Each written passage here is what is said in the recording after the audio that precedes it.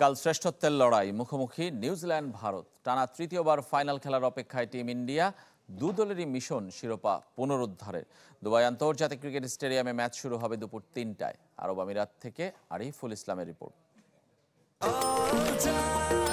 নিশ্চিন্তে খান স্বাস্থ্যকর all time পান।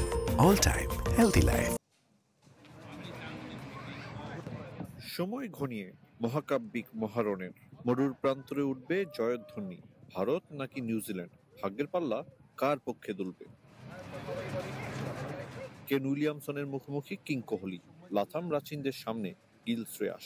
একদিকে স্বামী কুলদীপ, অন্যদিকে ম্যাট হেনরি সেন্টনার। এ লড়াই চ্যাম্পিয়ন্স ট্রফিতে ইতিহাস করার। তীব্র স্নায়ুচাপ, তবে ফাইনালের আগে দুদল যেন নির্ভার। দুদল বিশ্লেষণে এক জায়গায় এগিয়ে ভারত, সেটা হলো স্পিন ইউনিট।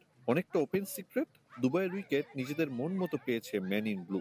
একাদশে 4 স্পিনার তুরুপের তাস। ভারতের মহানায়ক বিরাট কোহলি শুধু অভিজ্ঞতার বিচারই নয়, অধিনায়ক না হয়েও নেতৃত্ব দিচ্ছেন মাঠে। ব্যাট হাতে দলের সেরা পারফর্মার। আর 46 রান করলে চ্যাম্পিয়ন্স ট্রফির ইতিহাসে সবচেয়ে বেশি রানের রেকর্ড গড়বেন কোহলি।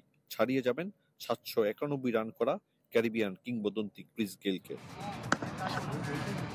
উঠতে থাকা দলটার একাদশ পরিবর্তন তো বটে, সম্ভাবনা কম কোন ব্যাটারের পজিশন বদলও। গুঞ্জন উঠেছে এই ম্যাচ দিয়ে ওয়ানডে ফরম্যাটকে বিদায় জানাবেন অধিনায়ক রোহিত শর্মা, কিন্তু ইম্প্যাক্ট বিবেচনায় সেটাও রহস্য।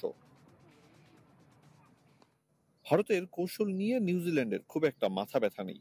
আইসিসি ইভেন্টে টিম ইন্ডিয়ার সাথে ওদের লড়াই চোখে চোখ রেখে। গ্রুপ পর্বে ভারতীয় স্পিনারদের ধকল নেয়ার পর সতর্ক ব্ল্যাক ক্যাপস। পর্যবেক্ষণে ম্যাট হেনরির ফিটনেস, সেমিতে ফিল্ডিং করার সময় ইনজুরিতে পড়েছিলেন এই পেসার। ওয়ানডের হেড টু হেডে কিছুটা এগিয়ে ভারত। 119 দেখায় টিম ইন্ডিয়ার জয় 61 ম্যাচে। নিউজিল্যান্ড জিতেছে 11 ম্যাচ কম, 6টি পরিত্যক্ত। 2014 সালে ম্যাচ টাই হওয়ার ঘটনাও ঘটেছে। ভারতকে হারিয়ে প্রথম চ্যাম্পিয়ন্স ট্রফি জিতেছিল কিউই। দ্বিতীয় শিরোপার দ্বার প্রান্তে আবারও চেনা প্রতিপক্ষ। তবে 2 যুগ আগের প্রতিশোধ নিয়ে এশিয়ার দলটিও হতে চাইবে টুর্নামেন্টের সবচেয়ে সফল। অস্ট্রেলিয়াকে পেছনে ফেলে তৃতীয় শিরোপায় নজর। আরিফুল ইসলাম, চ্যানেল 24, দুবাই, আরব আমিরাত।